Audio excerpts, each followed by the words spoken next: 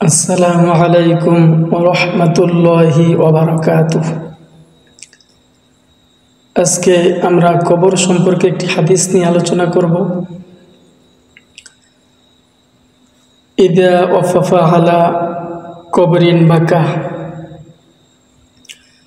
হযরত উসমান রাদিয়াল্লাহু তাআলা যখন কবরের কাছে যেতেন অত্যাধিক পরিমাণ কাঁদতেন। হাত্তা ইয়াবুল্লা লিহিয়া, তিনি এত অধিক পরিমাণে কাঁদতেন যে তার দাড়িগুলো ভিজে যেত। লোকেরা বলল, গীলা লাহু গীলা তাযকুরুল জান্নাতা ওয়ান নার। আপনি যখন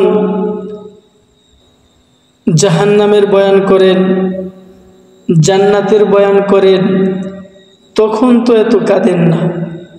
ফালা তাবকি ওয়া তাবকি মিন হাযা, এখন কেন আপনি এত কাঁদেন? তিনি বললেন, সামিআতু ইয়া রাসূলুল্লাহ সাল্লাল্লাহু আলাইহি ওয়াসাল্লাম, আমি আল্লাহর নবী মুহাম্মদুর রাসূলুল্লাহ সাল্লাল্লাহু আলাইহি ওয়াসাল্লামকে বলতে শুনেছি,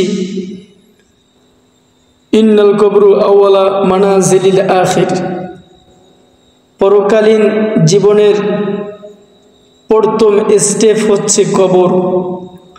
ফা ইন্না নাজা মিনহু বাদা আইসার, কবরে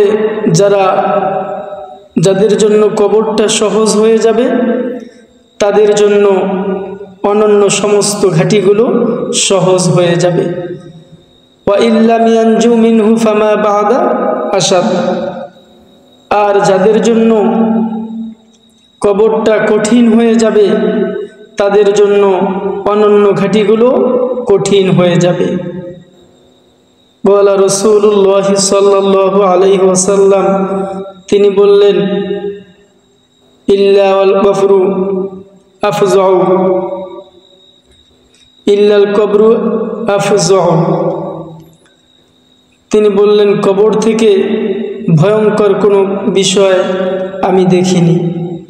সুতরাং আমরা বুঝতে পারলাম এই হাদিস থেকে, কবরের জীবন যদি কারো জন্য সহজ হয়ে যায় তাহলে আশা করা যায় আল্লাহ সুবহানাহু ওয়া তাআলা আমাদেরকে ক্ষমা করে দিবেন। পক্ষান্তরে যদি কবরের জীবনটা কঠিন হয়ে যায় সেক্ষেত্রে আমাদের জন্য সমস্ত ঘাটিগুলো কঠিন হয়ে যাবে। অতএব আমরা সেই কবরের কথা স্মরণ করে নিজের জীবনকে পরিচালনা করব, এটাই আমরা প্রত্যাশা রাখি।